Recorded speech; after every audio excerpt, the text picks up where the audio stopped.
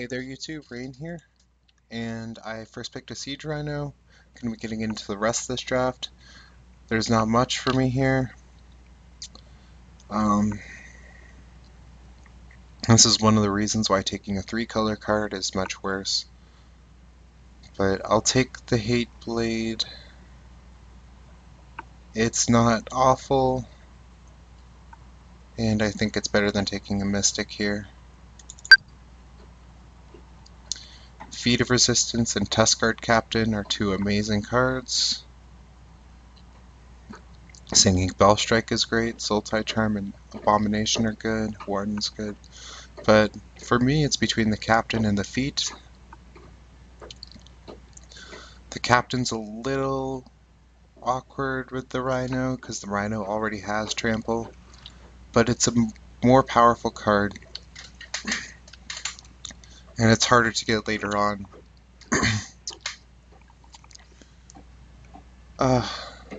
I'm such a fan of this card, but I have to pass it here. Captain's just too good. It makes picks like this much better. Second pick the Salt Road Patrol and get a little bit of upside. Past just a 4-mana 2/5 with Outlast. Still no land fixing, or I'd consider it over this. Also, Kieran would have been the pick if I took the Feat of Resistance. Flying and Vigilance, 2 abilities, scale well with +1/+1 counters, but I'm definitely taking the Patrol here. Jeez. Oh my god. This pack is very good. Only in the Nightblade and the Palace, really. Both of which I wouldn't mind seeing at this point.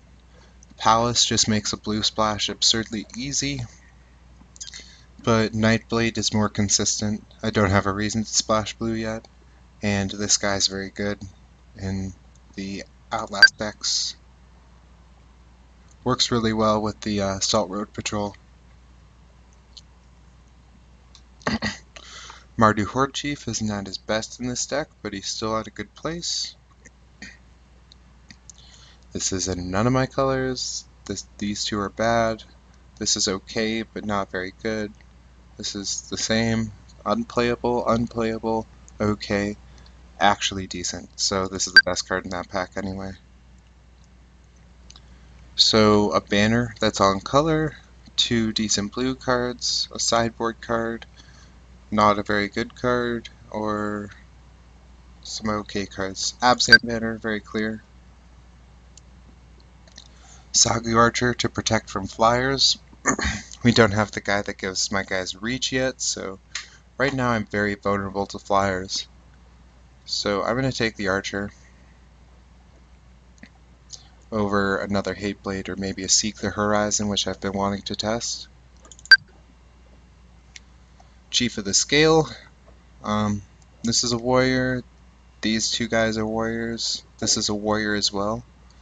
So I already have a lot of random value. In addition, a 2-mana 2/3 is really, really strong.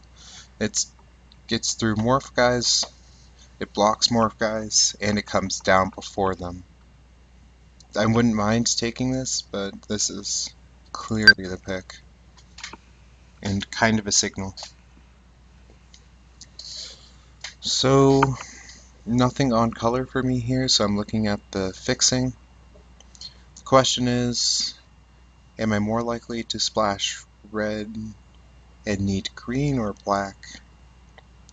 I'm a little heavier on green right now, so I'll take the green-red splash land. Jeez, what on earth is this doing here? Do people just not understand what removal looks like? I know I've said this a lot, but this card is great. Not playing this? Well, actually, am I? It's a very, very slow cantrip. It can enable me to play some delve cards, but you know, there's a situation where I could see playing this, and for that reason it's more important to take this than the Singing Bellstrike. Oh, shit. Being slow again hurts. Swarm of Bloodflies. It's been okay. I'll take that. Scout the borders now. Don't even get punished for that. What do you get stuck with? I can't tell. War Behemoth, probably. Alright, moving into this pack, there's a Hardened Scales. 1, 2, 3, 4 ways to put on counters after pack 1. This is very likely to be good in my deck. And I can start prioritizing things with counters higher, like Feats of Resistance. That card becomes even more insane with this. The other option in this pack is either Rite of Serpent or Jungle Hollow, and those just aren't even close to the potential that this card has to be in my deck. And I also want to play test it anyway. Alright, more counter things. This guy's still great. It's still a warrior, so he still gets some benefit with the Chief of the Scale. And I think it's a better pick than Debilitating Injury, despite the fact that my deck is light on removal. This sort of creature is just too important.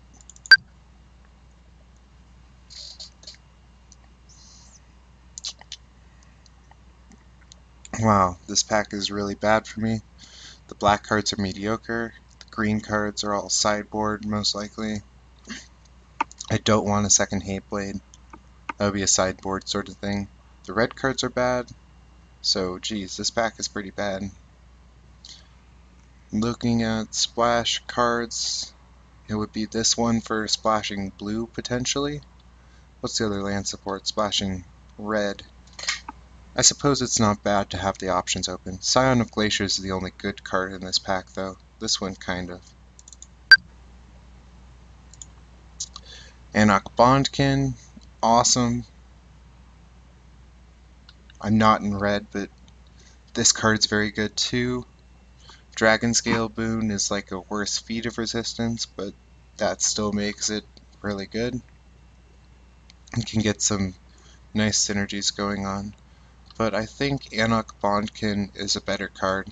It gives me another way to put counters on guys, and it gives ways to give first strike to my guys.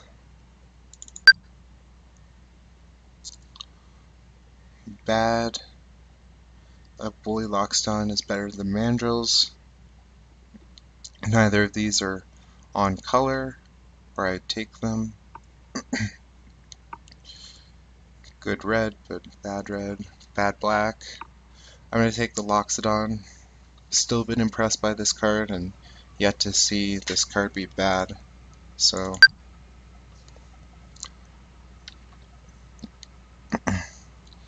alright, given the amount of on-color fixing I have right now, which is 0, and given that there's nothing insane for me to take, it's very easy to take the Scoured Barrens there. Kintree Invocation. I want to take a look at the toughness on my creatures. Generally, pretty high. This card can incentivize me to play War Behemoth, which I normally wouldn't. And I'm probably going to get Assault Road Patrol later on. Other option is Kumar, which I think is a slightly more consistent pick, but has less power potential. I'm going to go for the Kumar. No, I'm going to go for the Invocation. I want to test this card and see how good it is. Scoured Barrens, easy.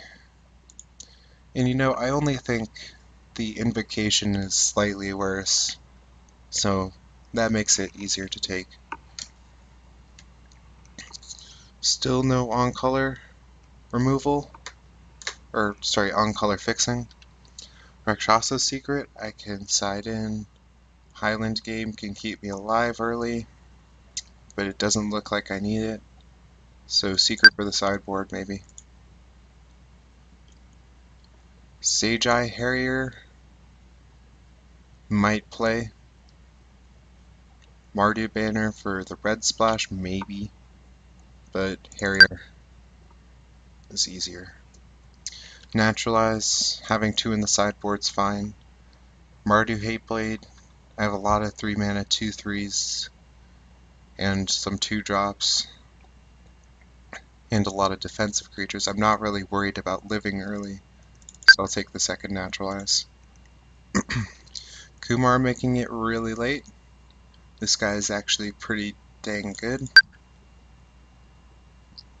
Both of these cards I consider bad. Trumpet Blast I consider less bad. Alright, what was the stick?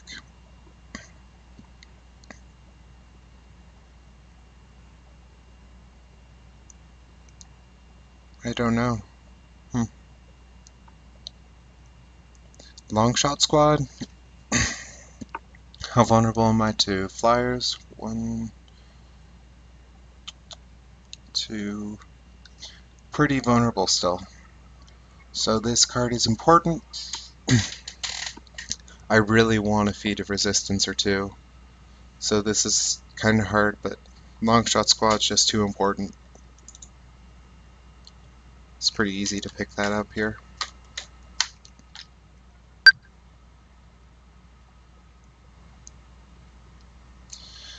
Wow. Oh my god, this is so hard. So Long Shot Squad isn't even in my eyes right now. We have Falconer, which I so want to live the dream of flying Rhinos. Unbelievably so. And this guy's just a bomb in this deck. 1, 2, well this guy doesn't really count. 1, 2, 3, 4, 5, 6. 6 really good ways for this card to be great. And if we pick up a Feat of Resistance, that's just insane. The other end is solid removal, very, very good removal, which makes it harder, but I think the Falconer is just a bomb in this deck. Just really hoping to get, wow, Abzan Ascendancy. Talk about insane. Now I can actually live the dream. It gives me a way to put a counter on the Siege Rhino and give the Falconer to give it flying. And this card is insane. Absolutely bonkers.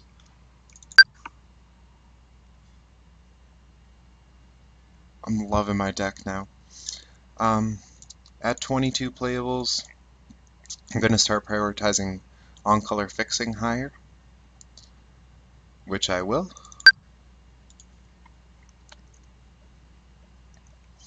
Nothing insane for me in this pack. There's a Hooting Mandrills, which I'm not even sure I'd main deck, and there's an on-color fixer. Options here, I want to take a look at how many morph guys I have. 1, 2, 3, probably, maybe 4. Yeah, that's lower than I even typically have. So the options are Abzan Guide and Jungle Hollow. I cut some cards, so I'm down to 21, and Abzan Guide's a great playable. But I think this is a little harder than it looks.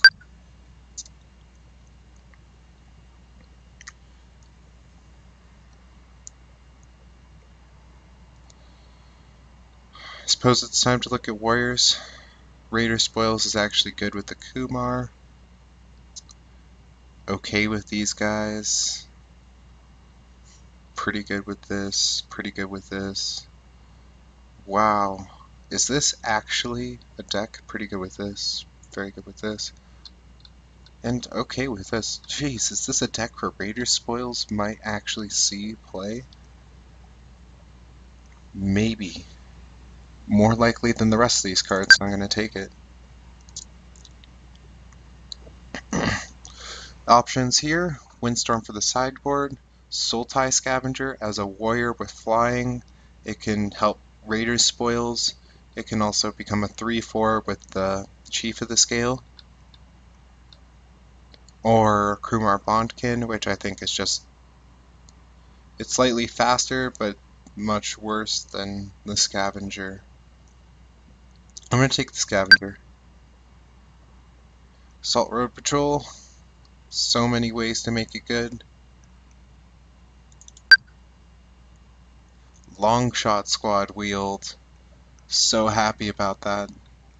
I was a little worried about how many windstorms I was passing and thought that I might want one, but geez, now I don't even need it.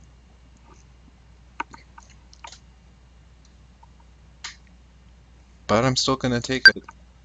You know, there are some decks that just have a ton of flyers. I'm not playing this Krumar Bonkin, my deck's too high quality for that. Taking the Ponyback Brigade, which shouldn't be there. And did we get the stick? Alright, really strange that I am considering playing this. But I'm gonna keep it in for now. Sorry about that. Oh, no, we are not cutting the captain. Alright, immediately looking at potential cuts. There's War Behemoth. It's worse than Harrier in this deck since it's not a warrior, and Harrier is a flying warrior too.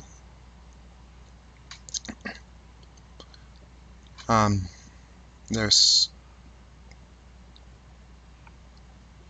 Kintree Invocation. This card is a bit inconsistent, but I don't think will ever be bad unless I just don't have creatures. Oh, that's a stick. Yeah, we're not playing Feed the Clan. There's Hardened Scales, which I suppose doesn't do anything on an empty board, but geez, doubling the power of Outlast. Well, first let me count out the Outlast cards. 1, 2, 3, 4, 5. This becomes a 4/4 with Hardened Scales. Wait, no, sorry, a 3/3 with Hardened Scales that gets 2+1/+1 counters when creatures die. But anyway, 1, 2, 3, 4, 5, 6, 7. Oh, jeez, that's insane. 8, 9, 10, 11 ways to put counters on guys. Yeah, this is good. Very good. I might take out the Swarm, even though it's good with Hardened Scales, and it's pretty good with some of like the synergies it has in this deck. It's just very slow and doesn't get rolling until around turns 6 to 9, maybe even 10. So just very slow in a deck that doesn't need the late game. 2 more cuts. I can see Raider Spoils not making it. I know I've gone over my warriors a lot, but Flying Warrior, First Strike Warrior that can benefit from the +1/+0 and force through damage. Warriors that give themselves trample and become 3/3s that are attacking on turn 4 that can draw you cards. Seems good. 6/7 warrior becomes 7/7 warrior. If they don't block it, I get to draw a card. 5/4 lifelink that's swinging turn 5. 3/3 that's swinging in turn 4 for drawing cards. Jeez. And the potential to give any one of my Outlast warriors flying. Yeah, and this guy too. Yeah, just really good in this deck, and I never thought I'd see a deck where this card was actually good. It is a bit awkward to be playing 3 enchantments with Raider Spoils, Abzan Ascendancy, and Hardened Scales. There can be some awkward draws where I get 2 of them and not enough other action. But these are all very high value cards in this deck. So I'm gonna play them all. Question is, what is the last cut? I'm considering Salt Road Patrol. I'm considering Mardu Hateblade. And I'm also considering Sagu Archer. 1 flyer. These 2 make me much less vulnerable to flyers. This one does too. This does as well. I can take Sagu Archer out. and have just a really good sideboard plan for flyers between double Windstorm and putting back in the Sagu Archer. It could just be great. Yeah, I think I'm going to take out the Sagu Archer. Man, this deck is insane. And now I get to show you what Abzan can do. I haven't played too much Abzan yet, so hopefully this deck does as well as I think it will. And let's get into fixing. It's a little less than I want, but 4 lands and a banner is not bad. That's 4 white sources on lands, 2 green and 2 black. Also looks to be heavier white,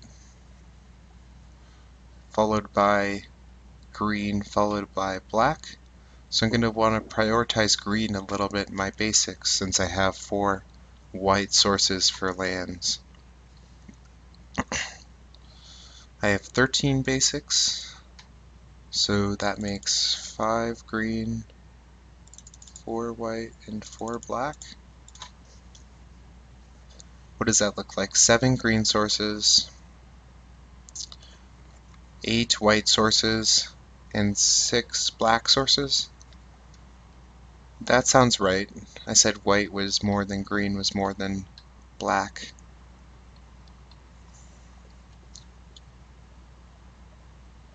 Also, white's more important to get early. Yeah, love this deck. Time for some Abzan. Thanks for watching, and I'll have the gameplay up in a second.